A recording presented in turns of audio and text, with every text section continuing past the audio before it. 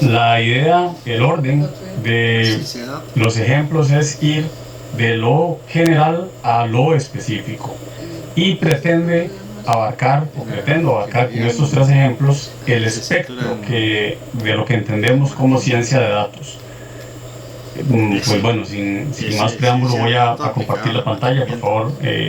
Cindy, me confirma si sí. se ve. Mientras usted comparte la pantalla, nada más indicarle a los participantes que debemos mantener durante toda la presentación el video y el audio apagado para que solamente el conferencista esté habilitado, y 10 minutos antes de la finalización del webinar se habilita el chat para que empiecen a hacer sus preguntas. También las personas que nos acompañan a través del Facebook pueden hacer sus consultas en ese mismo medio, y al finalizar la presentación se leen las preguntas. Excelente, ahí se ve súper bien la presentación, David. Muy bien, muchas gracias. Voy a detener el video para aprovechar el ancho de banda. Bueno, ¿qué entendemos por ciencia de datos? Podemos durar la hora que dura la charla solamente tratando de definir qué se entiende, cuáles son las diferentes propuestas que hay alrededor de ciencia de datos. Para hacerlo muy sencillo, diríamos que es un campo de aplicación de técnicas analíticas avanzadas y principios científicos, donde utilizamos métodos, herramientas y algoritmos para, muy importante, adquirir, almacenar, limpiar, procesar, agrupar, transformar y modelar datos, con la finalidad de obtener información útil para los negocios, las industrias o las organizaciones. Está conformada, básicamente existe al menos algún grado de acuerdo en que por lo menos consiste en tres grandes áreas: matemática y estadística, conocimiento experto y ciencias de la computación. También.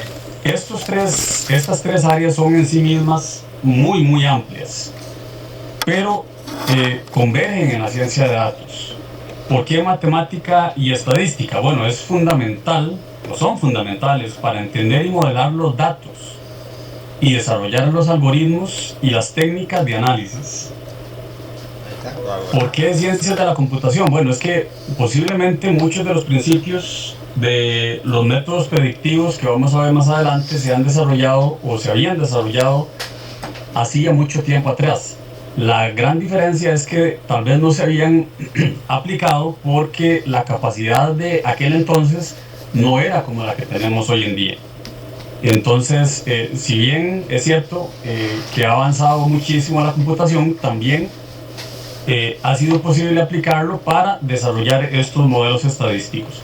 Y es muy importante, vean ustedes la tercera área, que es el conocimiento experto, ¿verdad? En ciencias de la computación, además, ¿por qué se necesita? Bueno, porque es que los datos están normalmente, según la modernidad, en bases de datos, ¿verdad? Entonces podemos hablar de bases de datos relacionales, bases de datos no relacionales, de grafos orientadas a columnas, por ejemplo.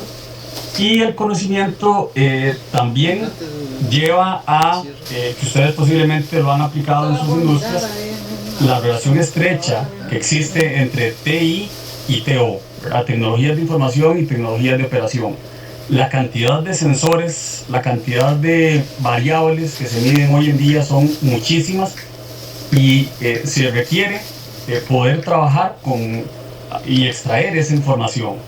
Se requiere, por ejemplo, trabajar con generación y consumo de servicios web, de contenedores de software, de manejo de CSS, de HTML, porque los datos también hay que mostrarlos.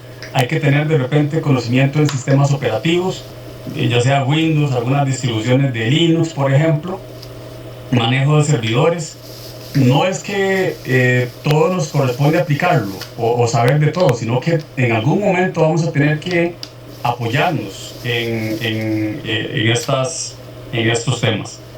Y por supuesto, muy importante, el conocimiento experto. Posiblemente aquí tenemos colegas que trabajan en facilities, que trabajan en mantenimiento de edificios, de diferentes fábricas de alimentos, por ejemplo, de generación eléctrica, de aires acondicionados. Entonces, es fundamental saber ese campo de expertise. Es crucial, es muy importante. Y vamos a ver, quiero recalcar esto a través de los 3 ejemplos que voy a mostrar, que se vea que esta parte de conocimiento experto es fundamental. Hay algunos autores que también indican que debería existir otro círculo aquí, que son las herramientas y tecnologías específicas. Por ejemplo, lenguajes de programación como R o Python, que son enfocados muchísimo para el análisis de datos, que tienen bibliotecas muy robustas para temas científicos. Por ejemplo, el uso de R, que ha tenido un crecimiento muy grande a través de estos últimos años, o Python ni hablar también. Es posible desarrollar formatos para artículos, por ejemplo, las principales revistas, esos artículos, esos formatos ya es posible encontrarlos en estos programas. Entonces no tenemos que empezar desde cero, es posible a través de esos programas desarrollar análisis de texto, por ejemplo, enfocado a mantenimiento. Bueno, podemos analizar a partir de los reportes que llenan los operadores o que llenan el personal que atiende una falla, cuáles son los síntomas, cuáles son las condiciones que observan, cómo lo redactan. Es posible, de repente tal vez no nos toca tanto, pero también bajar o hacer web mining, que es el web scraping, que es utilizar los comentarios o las observaciones que hacen en redes sociales. Y también es muy importante con el tema científico, ¿verdad? Porque es reproducible, tiene que tener esa condición de que pueda ser verificable, ¿verdad? Entonces, todas esas condiciones la cumplen estos software. ¿Por qué hablamos de ciencia de datos? ¿Por qué hablamos hoy de inteligencia artificial? Bueno, basta ver cuánto ha avanzado la digitalización en estos años, ¿verdad? Aquí tenemos una comparación de cómo se veía una consola del programa Apolo en 1967, posiblemente muchos controles analógicos. Se dice que cualquier teléfono que tengamos hoy en día tiene más memoria que la memoria que tenían las computadoras en aquel entonces. Yo no sé si a alguien le proponen en este momento que vaya a la luna solo con su teléfono, ¿quién se atrevería a ir, verdad? Esta es una vista de lo que se veía en los transbordadores ya en la década de los 80s, y aquí tenemos una vista de lo que se veía en la misión Dragón, que se lanzó cerca de 2020, ¿verdad? Entonces podemos ver un avance en la digitalización absolutamente evidente, y estoy seguro que todos nosotros en nuestras industrias, en nuestros lugares de trabajo, hemos vivido y tenemos muy presente que esto ha sucedido. Las competencias que se tenían en aquel entonces en el programa Apolo son muy distintas a lo que se tenían en la década de los 80, de los transbordadores, y posiblemente de la que se vaya a tener en el futuro. Y lo mismo la generación de datos. Hoy es impresionante la cantidad de información que se genera por segundo. Hay autores que dicen que cada persona en el mundo genera cerca de 1.7 megabytes de información por segundo, y somos cerca de 8.000 millones de personas en el mundo. Cuando hablamos de información, estamos hablando de textos, estamos hablando de mensajes, estamos hablando de correos, estamos hablando de reconocimiento de voz. Pasamos todo el día hablándole a dispositivos de diversa índole, ¿verdad? Ya nuestros teléfonos nos conocen mejor que nuestros seres queridos. Fotografías, que también es información, videos. Hay incluso teléfonos que llevan o que piden, que solicitan la autorización para llevar las condiciones de salud, presión arterial, la cantidad de pasos, los análisis hematológicos, es decir, de sangre, la actividad física, cuánto dormimos, es decir, es una cantidad impresionante, es un rastro digital absolutamente impresionante. Cada clic que hacemos en todas partes queda registrado y alguien lo ve. Y no solamente es que alguien lo ve, sino que alguien está utilizándolo para algunos fines.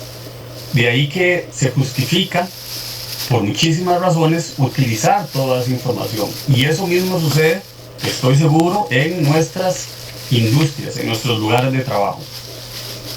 Bien, con esta pequeña introducción vamos a ver el primer ejemplo, ¿verdad? Es el modelo cuantitativo paramétrico de riesgo. ¿Qué es un modelo cuantitativo paramétrico? Bueno, me di la tarea de preguntarle a ChatGPT, ven que aquí está la referencia. Básicamente es una herramienta analítica que utiliza datos y métodos para evaluar y cuantificar los riesgos en una organización. Dentro de las claves, de los elementos más importantes, incluyen, por ejemplo, probabilidad de ocurrencia, el impacto potencial que puedan tener. Este impacto puede ser especialmente en términos financieros, pero puede ser también de otra índole. Puede identificar variables y factores de riesgos y, muy importante, utiliza simulaciones y escenarios para evaluar las múltiples posibilidades de ese impacto, ¿verdad? Y también, a partir de ahí, hacer la medición y la gestión del riesgo.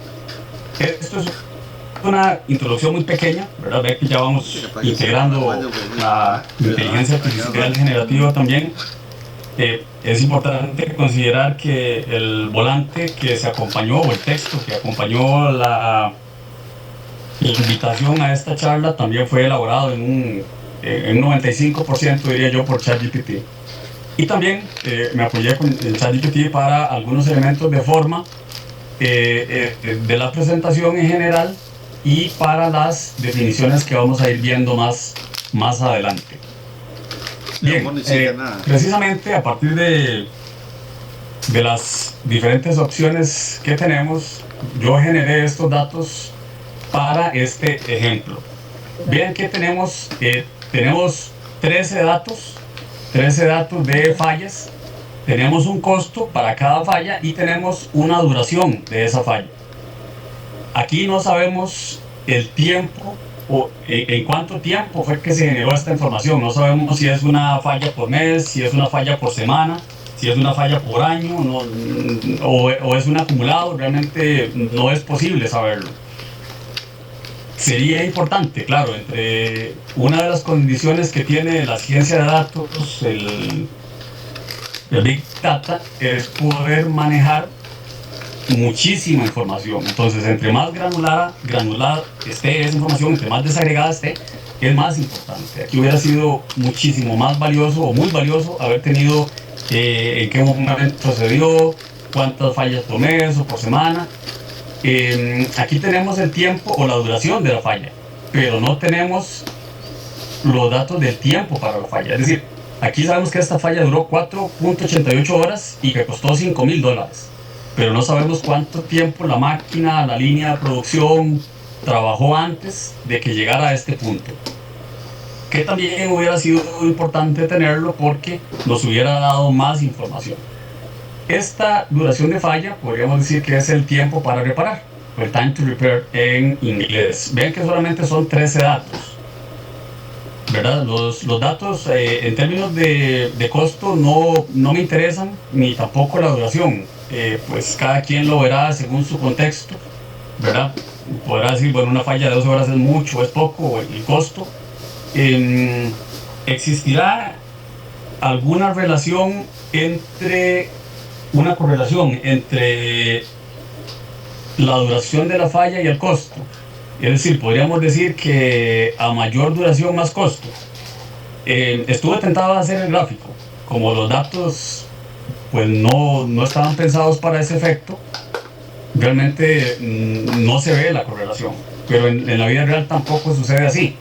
Podemos pensar que influye en el costo de una falla. Bueno, depende de la hora en que se dé. No es lo mismo si se da en la madrugada o se da un día de repente feriado o un fin de semana o un día que hay una producción muy alta. Depende del tipo de repuesto que se utilice, depende de la mano de obra con la que se trabaje, depende si es un consultor externo, por ejemplo. Entonces puede ser que dure muy poco tiempo, pero el consultor cobre muy caro, o el repuesto sea muy caro, o que dure mucho tiempo, pero la producción de repente era menor en ese momento. Entonces, bueno, aquí es donde entra nuevamente el análisis de experto. Muy importante cuando trabajamos con todos estos elementos, validar la información. ¿Cómo sabemos que estos $5,000 de verdad son $5,000? De repente los sistemas de costos no son tan rápidos, no son tan ágiles, ¿verdad? ¿Cómo sabemos que esta duración de la falla realmente fue lo que se dice, ¿verdad? Entonces, el análisis, si bien es cierto, lo estamos empezando desde aquí, en la vida real esto empieza desde muchísimo más atrás, desde la propia generación de la información. Bien, ¿qué nos corresponde hacer a partir de aquí? Bueno, vamos a empezar a trabajar con la duración. Si esos 13 datos, que es la información que tenemos, los colocáramos o hiciéramos un histograma a partir de esa información, se vería de esta forma. Como es un modelo cuantitativo paramétrico, lo que buscamos es encontrar una función, una distribución que se ajuste a esos datos, que nos permita describir correctamente este comportamiento de la información, ¿verdad? Ve que este es el histograma en términos de frecuencia y este es el histograma en términos de densidad.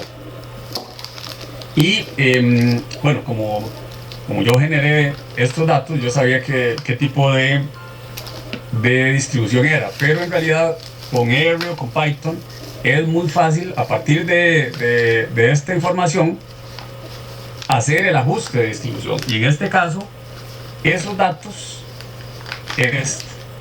este comportamiento se explica mediante una función de Weibull de 2 parámetros. Esta distribución Weibull pues tiene dos parámetros, que es el parámetro de forma o shape y el parámetro de escala o scale. Lo que el chiste consiste en encontrar el valor de estos dos factores. Para eso es que se utiliza R, se utiliza Python o se utilizan algunos otros software especializados, ¿verdad? Entonces, a partir de ese ajuste que se hace en R o en Python, nos permite encontrar estos dos factores. Aquí no lo muestro, pero cuando eso se hace en R, por ejemplo, tenemos todos los estadísticos, todos los criterios estadísticos para validar ese ajuste. Tenemos el criterio de la Caïque, tenemos el criterio del Bayesiano, tenemos el Kolmogorov-Smirnov, tenemos todos los posibles criterios estadísticos para verificar que efectivamente esa es la función que describe esos datos. Nuestros colegas industriales o en producción industrial manejan esto, realmente no es tan nuevo, ellos lo utilizan mucho en sus labores. Una vez que tenemos los parámetros en este caso de alfa y beta, encontramos la función de distribución y a partir de aquí generamos un histograma o una simulación de Monte Carlo con 10.000 escenarios. Vean que ya no estamos trabajando con 13 datos. De 13 datos ya generamos una simulación de Monte Carlo con 10.000 escenarios, ¿verdad? Entonces este comportamiento es muy semejante si lo comparáramos con el comportamiento de los datos originales, con la gran diferencia que aquí hay 10.000 datos, ¿verdad? ¿Qué nos dice aquí también? Bueno, que es más probable que la duración esté, por ejemplo, hasta 10 horas, ¿verdad? Pero también hay probabilidad de que dure un poco más. Ya vamos a ver un poco más adelante para qué nos sirve esta información. Con el costo también, cuando a partir de los 13 datos que tenemos hacemos un histograma, se ve de esta forma. Tal vez aquí no nos ayuda mucho, ¿verdad? Pero ya vamos a ver más adelante cuál es la función que se ajusta a estos datos, ¿verdad? Este es el histograma en frecuencia y este es el histograma en densidad. Nuevamente, al pasar los datos por R en este caso, encontramos que se ajusta a una distribución normal.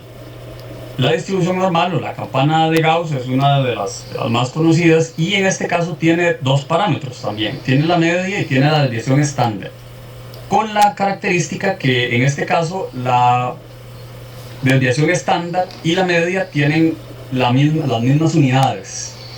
Vean que si alguien preguntara, bueno, ¿cuánto cuesta una falla? Uno podría decir, en promedio, una falla cuesta $4.890. En promedio, ¿verdad? Pero debería, si uno da el promedio, al menos reportar también la desviación estándar. Claro, 4.890 con una desviación estándar de 1.455. Sin embargo, como nos interesa aplicar la ciencia de datos, no nos vamos a quedar con estos elementos, que esto lo podría sacar cualquiera, ¿verdad? El promedio y la desviación estándar, sino que vamos a tener una simulación de Monte Carlo, nuevamente con 10.000 escenarios. Vean que ya tiene una forma un poco más definida como corresponde la función normal. Pero ¿qué hacemos con todo esto? Bueno, aquí es donde viene nuevamente el conocimiento de experto. Ya viene el tema de la gestión. ¿Qué hacemos a partir de aquí? Vamos a empezar con la duración. Vean que tenemos el histograma de duración, que eran los 10.000 escenarios a partir de los parámetros, en este caso de alfa y beta, porque era una distribución Weibull de dos parámetros. A partir de aquí, si pudiéramos generar la función de distribución acumulada, tendríamos una curva como esta. Y ya a partir de aquí nos da muchísima más información. ¿Y cómo se lee esto? Vean que yo aquí, este punto son 12 horas, ¿verdad? Son 12 horas. Y ya nos da información mucho más valiosa. ¿Qué nos dice aquí? Vean, existe una probabilidad de 78.6% de que la duración sea hasta 12 horas.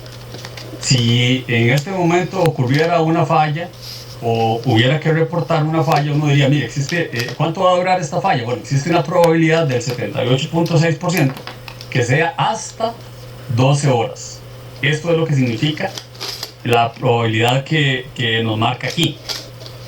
Que puede ser que haya durado, digamos que en la vida real duró 14 horas. Alguien me va a decir, mire, es que usted dijo que iba a durar 12 horas. No, estoy diciendo que hay una probabilidad del 78%.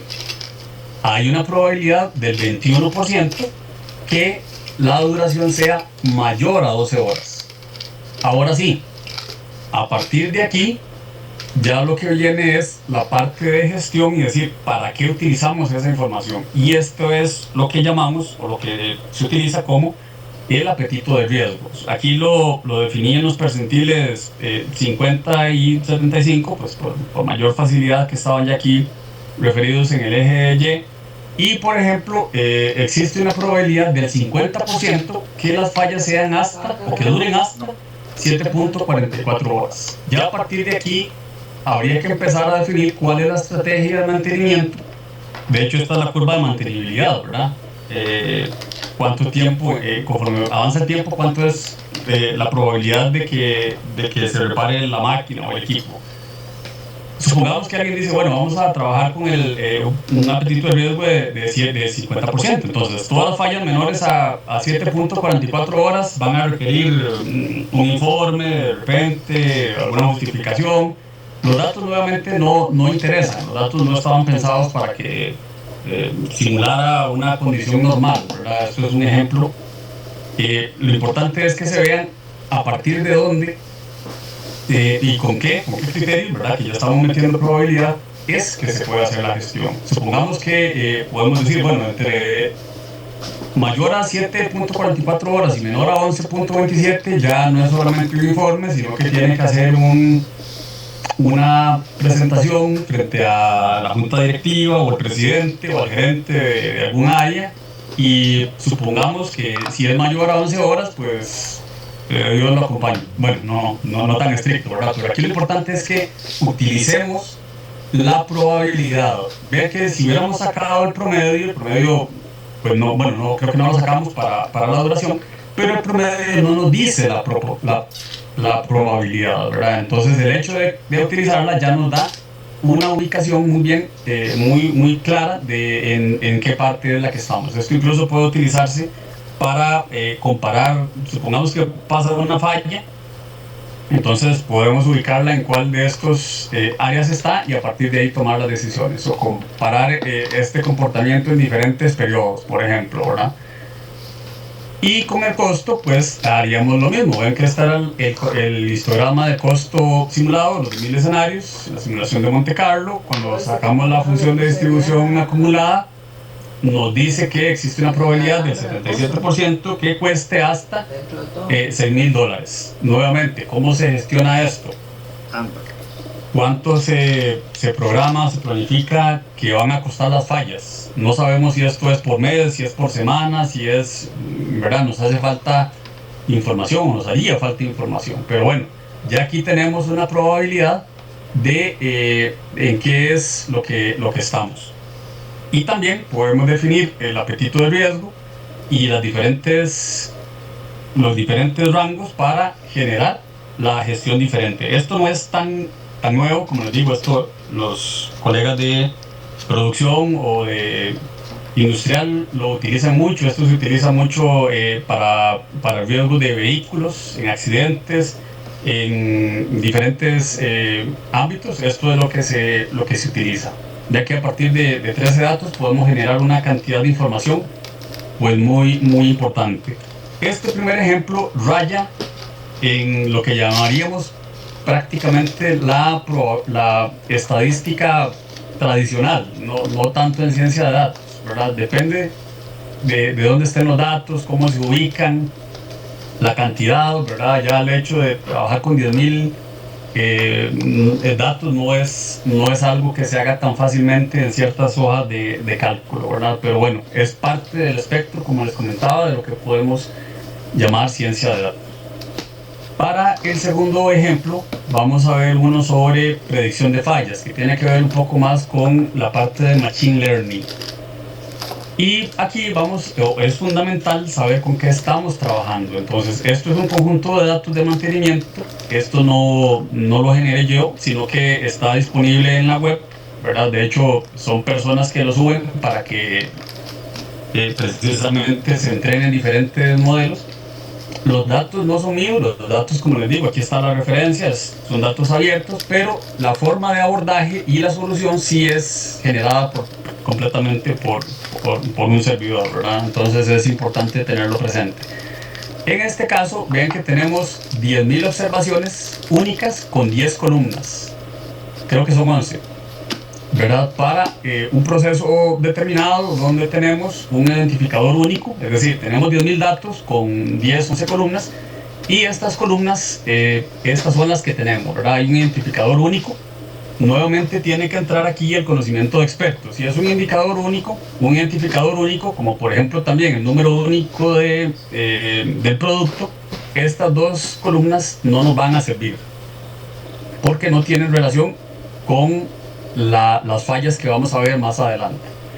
Tiene una columna de type donde declara o consta las características del producto, si es bajo, medio o alto. Vean que no es una distribución igual, es 50, 30, 20. Tiene una que se llama la temperatura del aire, tiene una temperatura de proceso. Estas dos están relacionadas y ahora lo vamos a ver más adelante. Tiene una velocidad de rotación, tiene un torque y tienen otras variables más. Aquí la que vamos a determinar o lo que nos interesa es esta variable, falla, ¿verdad? Entonces, a partir de estas variables nos va a interesar predecir en qué momento este proceso va a fallar. Hay otra que es, por ejemplo, el tipo de falla, ¿verdad? Y aquí quise agregar otra variable que es categórica, que corresponde al operador. Esta no estaba entre los datos originales, pero quise incluirla para que viéramos que los modelos no solamente van a utilizar variables numéricas, sino que también pueden utilizar o tienen que utilizar variables categóricas también. Es muy importante aquí, bueno, vean, esta es una vista rápida de los datos, ¿verdad? Vean que tienen el UI, el identificador único, esto iría de 1 a 10.000, la identificación del producto, que también es única, el tipo, ¿verdad? Que ya veíamos que era la temperatura del aire, la temperatura del proceso, el target, esta es la variable que nos interesa predecir. El tipo de falla también, pues ahí depende qué fue lo que falló. Aquí se establece, en este caso yo la eliminé, y tenemos la columna del operador. Vean que va de la A a la B. Es muy importante cuando trabajamos con datos, es muy importante la parte descriptiva. Es fundamental saber con qué es que estamos trabajando, y esto es completamente necesario hacerlo, y es muy importante, y para ello las herramientas de visualización de datos son fundamentales. Aquí estos son los datos que vamos a utilizar para los métodos de predicción supervisados. Entonces vean que tenemos la columna de tipo, la columna de la temperatura del aire, la temperatura del proceso, y tenemos la que nos interesa predecir y la del operador. Aquí es muy importante ver, dice, yo de los datos originales, yo generé otro data frame que se llama TTT, tiene 10.000 filas, tiene 8 columnas, tiene 3 que son de factor, ¿verdad? Factor quiere decir que son importantes y que tienen un orden. Son variables categóricas, en este caso es el tipo, el target y el operador. Y tiene 5 que son numéricas. Aquí estos datos quise utilizarlos por muchas razones. Primero porque permite ver todo el ciclo completo, y además porque están completos. Normalmente en la vida real esto no sucede, y parte de las situaciones más críticas que nos podemos encontrar es precisamente tener datos que sean válidos, que sean completamente útiles y que estén limpios. Es posible que algunos datos se hayan perdido, es posible que algunos otros no estén completos, es posible que dudemos de alguna información también. Entonces eso se va a ver reflejado aquí. Entonces, pues en este caso no tenemos que preocuparnos. Este análisis descriptivo, en fin, nos permite analizar y ver con qué estamos trabajando. Vean que este es un gráfico de distribución de las variables. Entonces vean que este color amarillo, el 1, significa que hay una falla, y el 0 es que no hay falla. Entonces podemos ver que cuando hay una falla, al menos la temperatura del aire tiende a estar un poco más alta que cuando no hay falla. Lo mismo la temperatura del proceso, pero no es tan visible. Aquí sí se puede ver, esta es la temperatura, sí tiende a estar un poco más alta. En este caso no se traslapa tanto. La velocidad de rotación también, vean que es un poco más lento cuando falla en comparación cuando no falla. Y lo mismo las otras variables, como por ejemplo el torque, ¿verdad? Estas dos, este es el desgaste de la variable, ya que pues, hay un desgaste más grande cuando falla, y el torque también son bastante distintos. Esto es muy importante porque de alguna forma nos va diciendo la utilidad de estas variables o el poder predictor que tienen estas variables.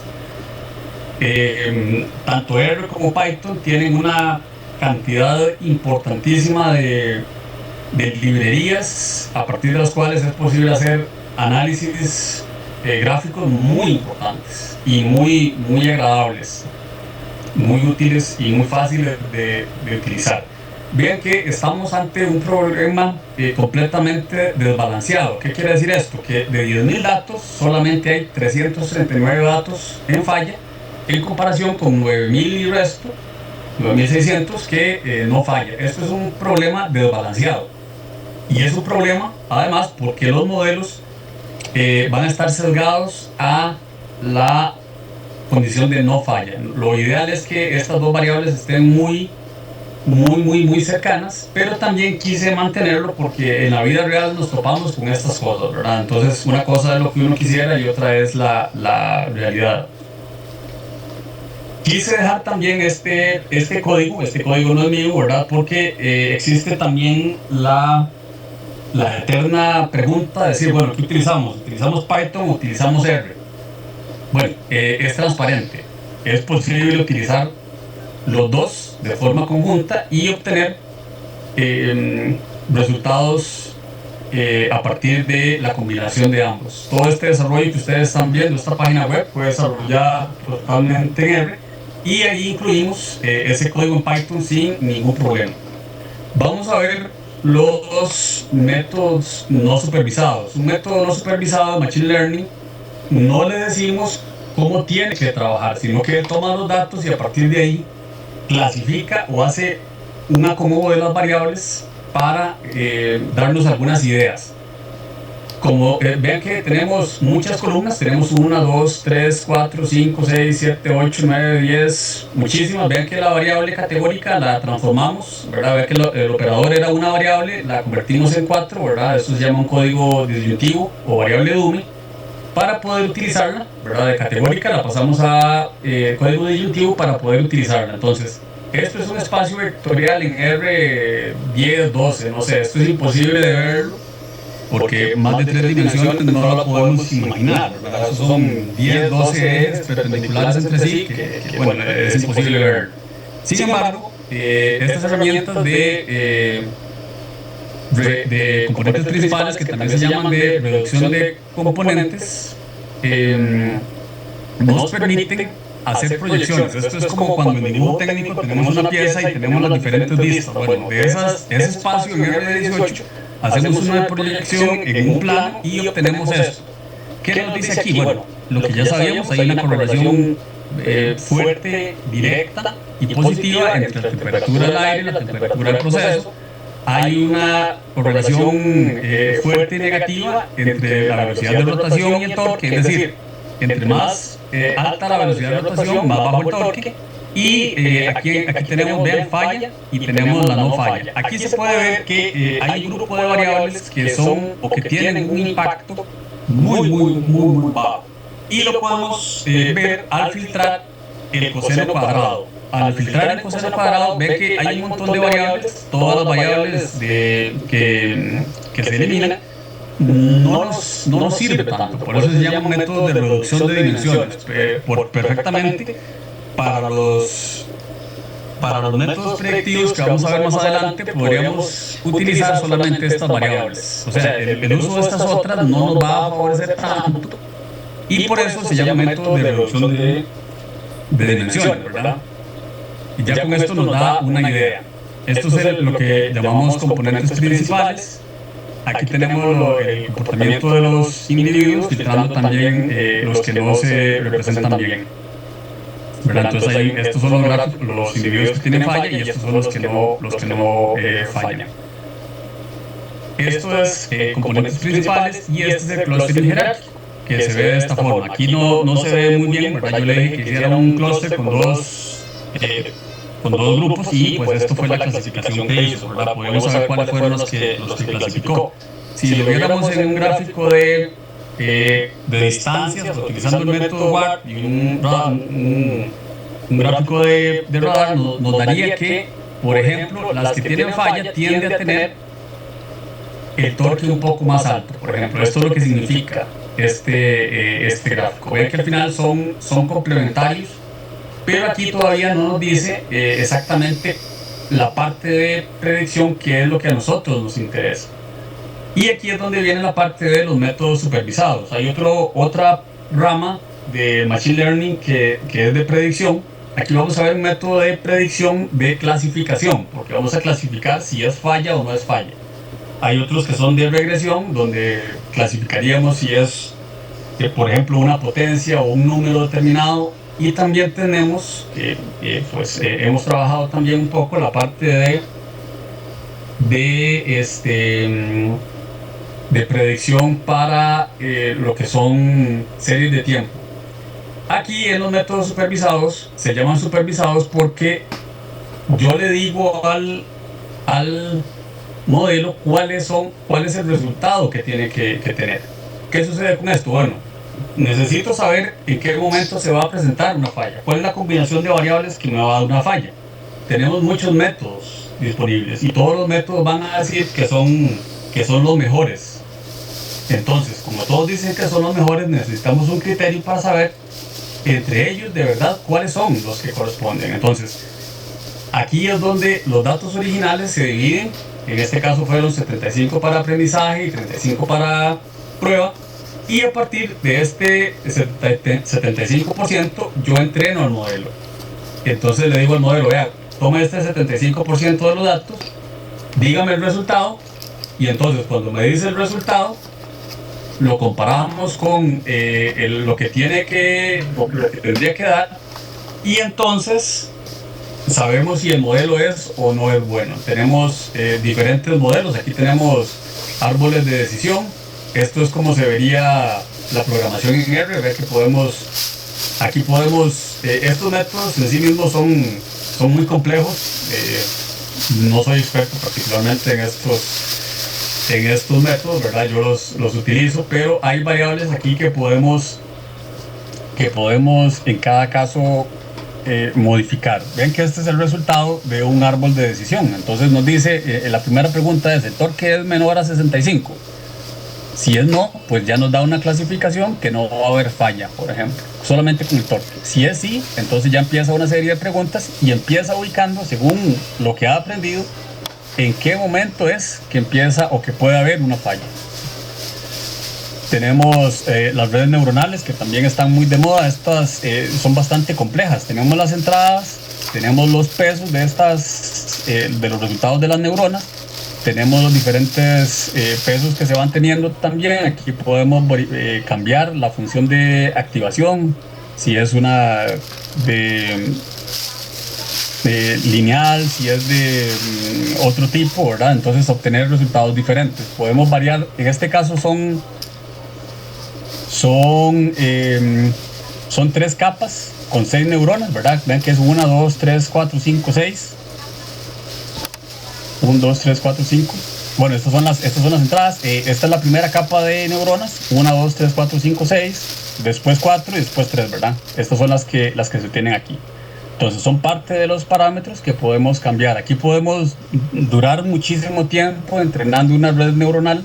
Podemos cambiar la cantidad de capas, podemos variar la cantidad de neuronas y así va a consumir recursos también, ¿verdad? Hay cálculos en los que dura varias horas, uno lo deja corriendo toda la noche y ve el día siguiente el resultado. Vean que en todos los casos, tal vez no lo he visto porque estamos bastante cortos de tiempo, vamos a tener un porcentaje de precisión. Vamos a tener la sensibilidad, la especificidad y los diferentes valores. Esto es lo que nos dice qué tan bueno es el modelo en cada caso. Y esta es la matriz de confusión. Vean que estos son los falsos verdaderos, estos son los verdaderos reales, ¿verdad? Y a partir de aquí podemos saber y sacar estos valores para comparar cuáles son los mejores modelos. Ven que tenemos el método también de cada vecinos más cercanos. Tenemos el método de bosques aleatorios también. Ven que aquí nos dice incluso cuál es la importancia de estas variables. Entonces, entre más alta nos dice cuáles son realmente los importantes para el modelo, ¿verdad? Entonces él mismo nos hace la clasificación, nos dice cuáles son las menos importantes que eventualmente se pueden obviar, ¿verdad? Tenemos otros modelos de potenciación, por ejemplo, potenciación extrema. También aquí podemos variar diferentes alternativas y al final cada uno de ellos con respecto a la precisión global, la precisión del sí, la precisión del no, podemos saber cuál es el más importante. Y de hecho es lo que tenemos en esta tabla. Ven que en este caso, para los datos que tenemos, el modelo con la mayor precisión global es el de Random Forest, es el de bosques aleatorios. Si lo vemos en términos de precisión del sí, porque es lo que normalmente nos interesa, en realidad está empatado con el modelo de potenciación extrema, por ejemplo. Entonces, si bien es cierto, este Random Forest tiene un poquito más de precisión global, en términos de precisión del sí, están empatados. Y como lo que normalmente nos va a interesar, al menos en este caso, es saber cuándo va a haber una falla, podríamos utilizar cualquiera de estos dos métodos.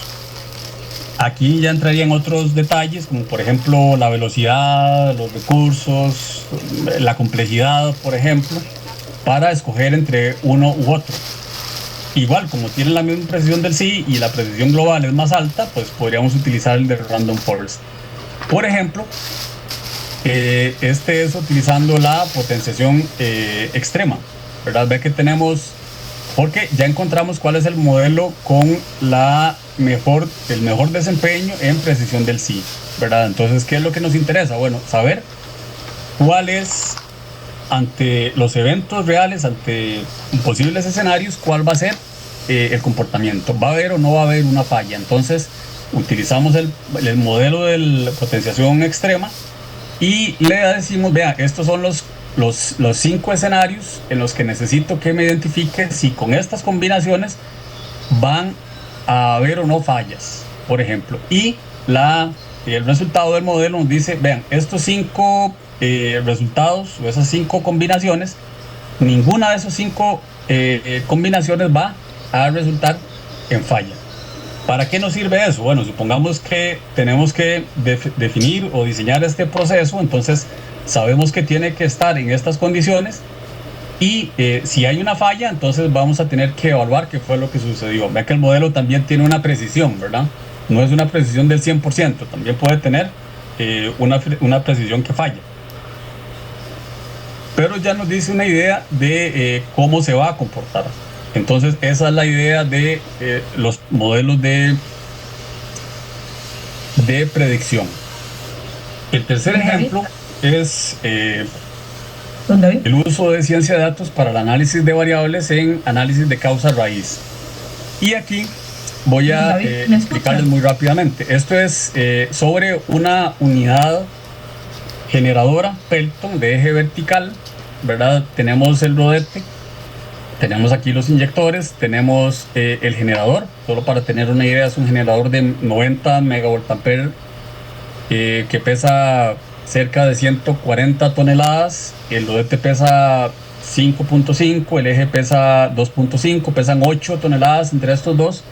Y estábamos teniendo una serie de disparos asociados a vibraciones en el cojinete guía de turbina. Aquí tenemos un cojinete guía superior que está en la parte del rodete y tenemos, del generador, del rotor y del estator, y tenemos un cojinete guía inferior también en el rotor. El cojinete guía de turbina está aquí, y aquí era en vibraciones absolutas donde se presentaban los disparos. Aquí me estoy adelantando un poco al análisis de variables, pero en potencia activa este era el comportamiento. Aquí tenemos 8, 9, 10 disparos diferentes, y lo que quería resaltar aquí era el comportamiento que tenía el generador en ese momento cuando se dio el disparo. Vean que viene una cierta estabilidad en la potencia, después se empieza a incrementarlo y es aquí en un cierto rango cuando se da el disparo. Vean que fueron varios disparos, ¿verdad? Varios meses. Alguien podría decir, mire, ¿por qué no atacaron eso inmediatamente si fueron tantos? De hecho, se atacó inmediatamente. Lo que pasa es que cuando hablamos de elementos, yo no soy experto en vibraciones, hay que evaluar qué es lo que está sucediendo. ¿Será que son fallas en los cojinetes, problemas de lubricación, valores límites del arma, condiciones hidráulicas, resonancia, problemas de alineación, problemas con los sensores? Es decir, hay un montón de elementos que, como ustedes bien saben, en un análisis de causa raíz no se pueden eliminar a priori, sino que tenemos que evaluarlos, asignarles una prioridad y a partir de ahí tomar decisiones.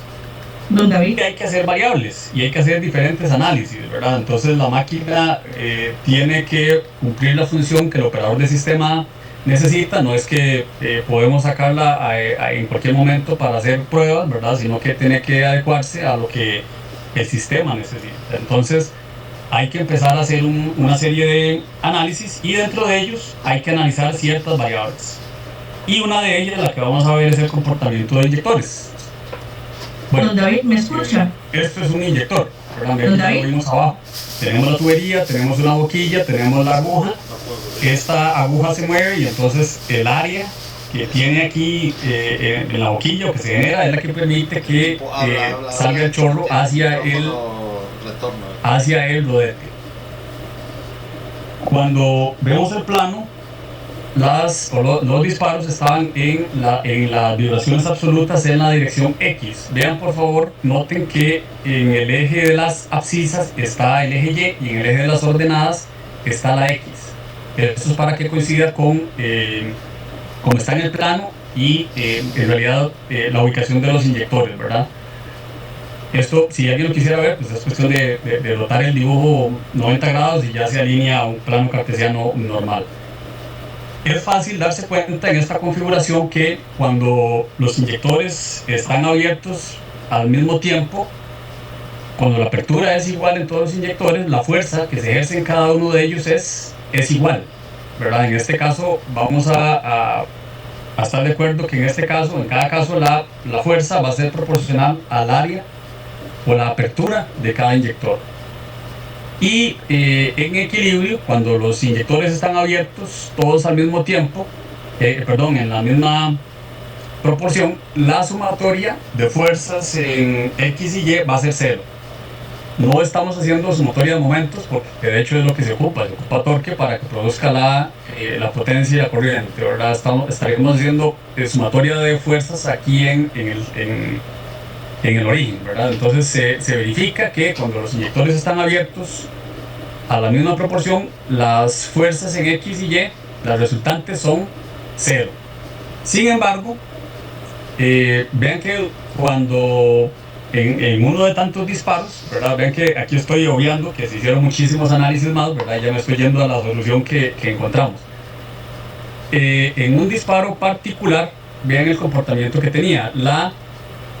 La unidad estaba cerca de 60 megas, cuando en este tiempo los 5 inyectores, ¿verdad? Tenemos aquí los 5 inyectores, estaban abiertos prácticamente en igual proporción. Como ya vimos, la resultante es 0 y por ende ven las vibraciones son mínimas. En este punto, a partir de aquí, hay un requerimiento de disminuir la potencia. Vean que no lo mencioné, pero todos los disparos se dieron cuando la máquina estaba en modo de control AGC. Esto es cuando el operador de sistema manda la señal, ¿verdad? Entonces aquí manda la señal de bajar, la unidad entiende que tiene que bajar potencia y ¿cómo lo hace? Bueno, empieza a disminuir la apertura del inyector 2, ¿verdad? Aquí en este punto ya el inyector 2 ha bajado completamente y ya más o menos tiene una estabilidad en cerca de 40 megas.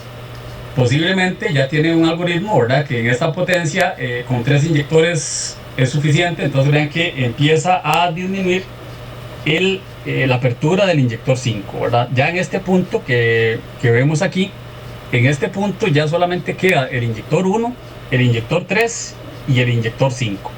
Lo que pasa es que justo en ese momento, posiblemente hay un requerimiento en el comportamiento de la frecuencia, hay un requerimiento de subir potencia, entonces el inyector 1, 3 y 5 son los que empiezan a abrir para asumir esa potencia y en cierto momento abre el inyector 4. Cuando abre este inyector 4 es cuando justo se da el pico de las vibraciones y es cuando se da el disparo.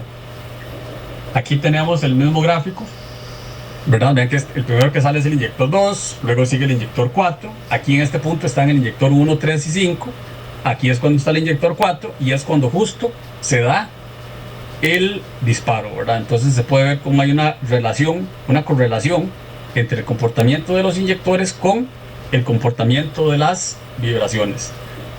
David, ¿me escucha? Porque hay una resultante. Cuando están los inyectores 1, 3 y 5, vamos a tener una fuerza en Y, es decir, en Y, recordemos que es en el eje de las abscisas, en una resultante de menos 5. La apertura, ¿verdad? Ve que todos van a estar abiertos al mismo tiempo. Y aquí se puede ver, ¿verdad? Cuando estos están abiertos, pues hay una resultante hacia la izquierda. Y en X hay una resultante hacia abajo, ¿verdad?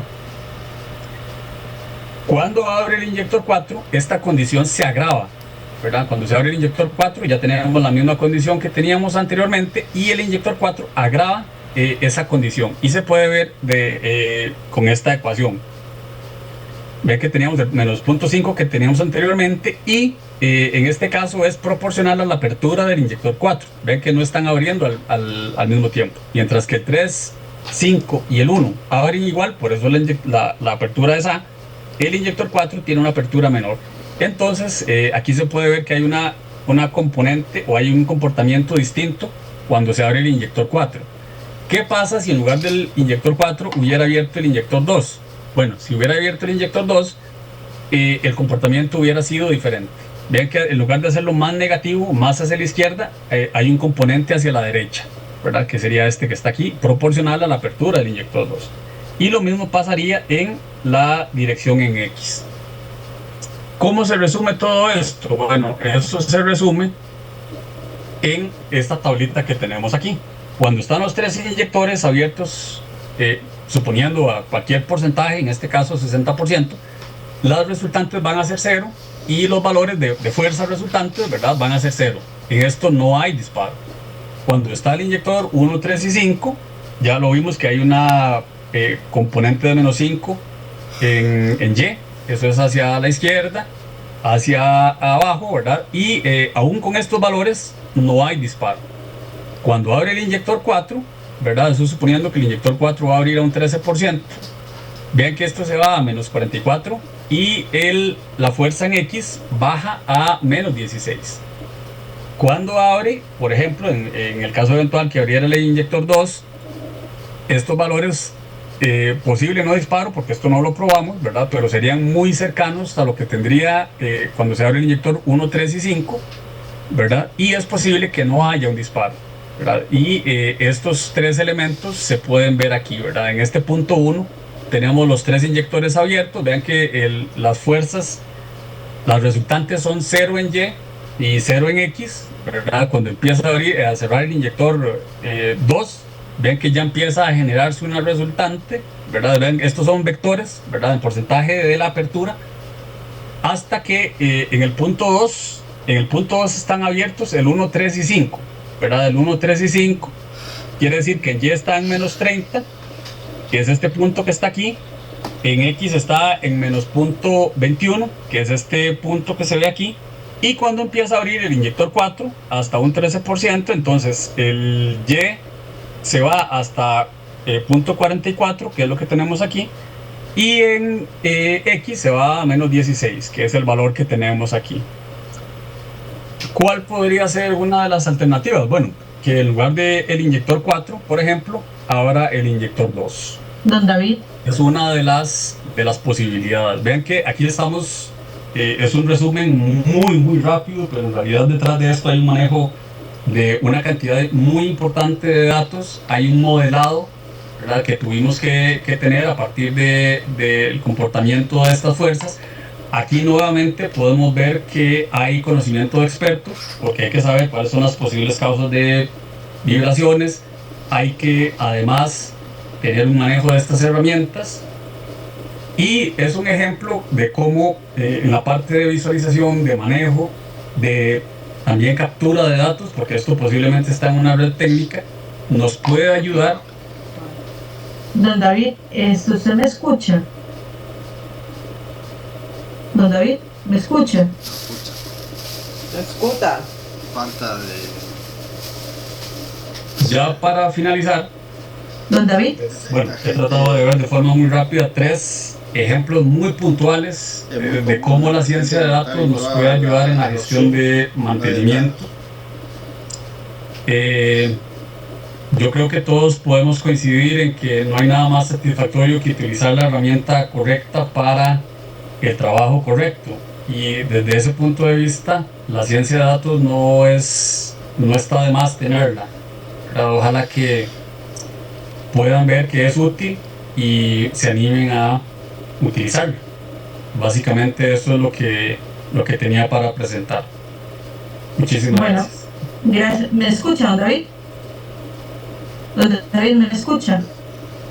¿No te das cuenta que no te escucha? Un sordo Don David. autista. Creo que ya tener desconectado. Denme un momento para llamar a don David, por favor.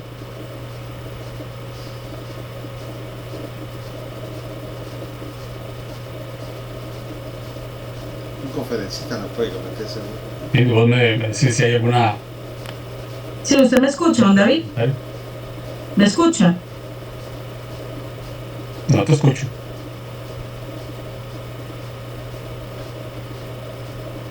¿Alguien me puede indicar, por favor, si me escucha? Sí, está escuchando. Ok, es el profesor. Sí, se escucha. Sí, se escucha perfectamente. Al profesor no se le escucha. Ok, ya ahora sí le escucho, perdón. ¿Ya me escucha, don David? Correcto. Gracias. Es que hace rato estaba yo, don David, desde las 6:50 y nada No. que me escuchaba. Pero bueno, ya por dicha ya me escucha, ya todo bien. Voy a ponerle en sus pantallas, antes de empezar con el tiempo de pregunta, la evaluación de este webinar para que por favor me lo pueden ir completando mientras procedemos con el tiempo de preguntas.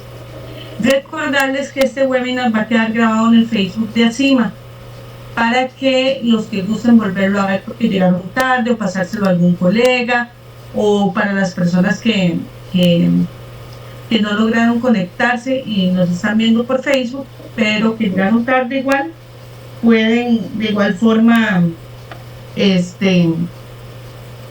verlo en nuestro Facebook una vez finalizado el Zoom de por acá.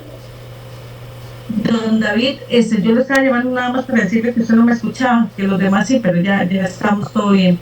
Vamos a proceder con el tiempo de preguntas. Gracias. Don Roberto Palacio nos dice, buenas noches, muchas gracias a don David por tan magistral presentación. Evidencia indiscutible de conocimiento y actualización. Muchas gracias. Esto nos indica don Roberto Palacios. Vamos a ver si tenemos alguna consulta. En el Facebook no tenemos consultas de... Bueno, don Hernán nos dice, ¿por qué en el análisis de vibraciones del rodete no se utilizó correlación de variables versus apertura de inyectores? O un diseño de experimento con variables especializadas de vibraciones como análisis de fases.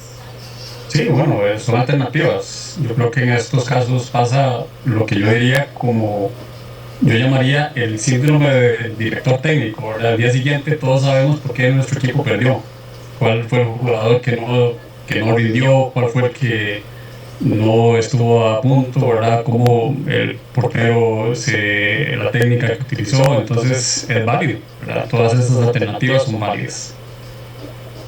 Perfecto. Don Rafael dice que si se va a impartir un curso, una serie de cursos por parte de ACIMA sobre ciencia de datos. Bueno, ahí vamos a hablar con don David para ver qué disponibilidad tiene para poder montar un curso. Probablemente sería para el segundo semestre porque este año ACIMA tiene el Congreso de Mantenimiento en el mes de junio para que todos y todas las que están conectados están cordialmente invitados. Va a ser en Costa Rica, en San José, Costa Rica, y va a ser en modalidad presencial.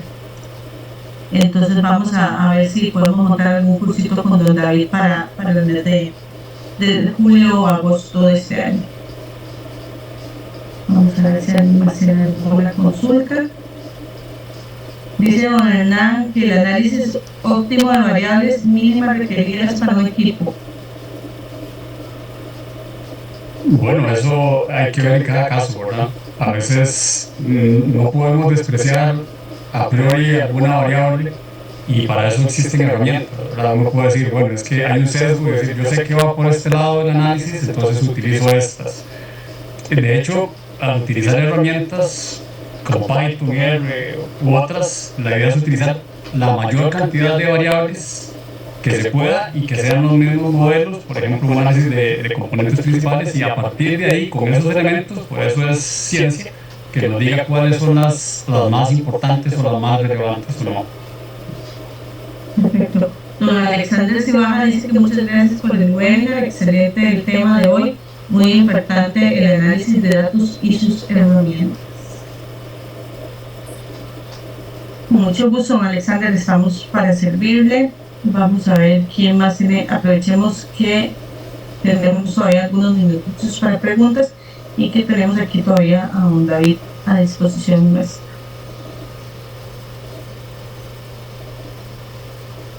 Don Felipe Brenes nos dice cuál sería algún recurso o recomendación para empezar a aprender acerca de ciencia de datos. Bueno, al menos aquí en Costa Rica hay varios lugares en los que hay cursos muy buenos. Yo particularmente soy egresado de acá, de una de ellas, y hay alternativas. Creo que también hay muchos recursos ahora en internet, hay muchos recursos en Coursera, por ejemplo, en edX, y creo que parte de todo esto es perder el miedo. Uno cree que programar es solamente para informáticos o solamente para personas que vengan de computación, y realmente no es así. Hay que empezar a meternos. Vea que el conocimiento es tripartito, ¿verdad? Es computación, matemática y conocimiento experto. Vamos a esperar que un matemático conozca nuestra industria, conozca lo que hacemos, conozca nuestros aires acondicionados, conozca nuestra línea de producción, conozca nuestro edificio. Vamos a esperar que alguien de computación sepa de matemática, sepa de nuestro proceso. Creo que entonces hay una oportunidad. Yo he visto, por ejemplo, abogados metidos en este tema, ¿verdad? Entonces, todo empieza por ver la utilidad. Yo creo que es de los temas, o de los aspectos más importantes, ¿verdad? Ya después de ahí hay que buscar recursos y entrarle sin miedo, sin duda, ¿verdad? Muchas gracias, don David. Vamos a esperar a ver si tenemos alguna otra consulta. Recordarles también a todos los que están conectados que pueden ingresar a nuestro sitio web, acimacr.com, o a nuestras redes sociales en Instagram y en Facebook, y darse cuenta de semana a semana todas las actividades y cursos que la asociación brinda. Algunas actividades son gratuitas como estas, otras pues tienen algún costo, pero ahí pueden solicitar información también al 8852-2462, que es el WhatsApp de ACIMA. Don Hernán nos dice que muchas gracias por tan excelente presentación. Creo que es don Hernán Berrocal, pero no estoy segura si es don Hernán Berrocal. Pero bueno, ahí también saludos a don Hernán. Vamos a esperar a ver si tenemos alguna consulta. Dice que si nos podrían compartir el contacto de don David. Don David ahí puso el correo, es que casi no se ve. Pero el correo de don David es DEBAR, lo voy a escribir aquí, DEBAR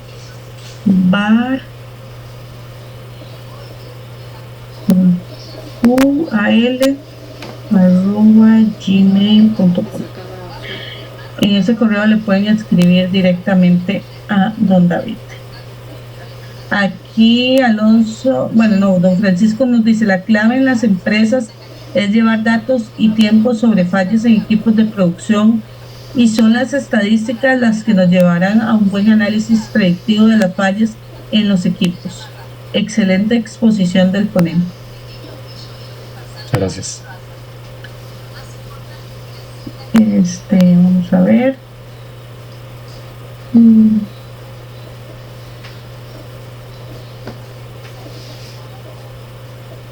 Bueno, por el momento ya no tenemos más preguntas ni consultas, don David.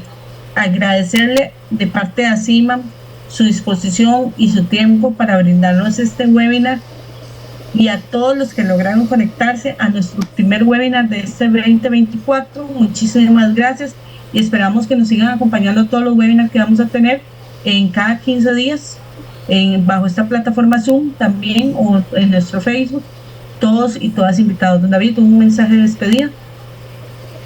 Agradecer nuevamente a CIMA por el espacio, a vos por la presentación, a todas las personas que tan gentilmente nos han regalado su espacio desde toda Latinoamérica y Costa Rica. Muy honrado, profundamente agradecido por el espacio. Muchísimas gracias a usted por su tiempo y disposición, y a todos que tengan una muy feliz noche. Hasta luego.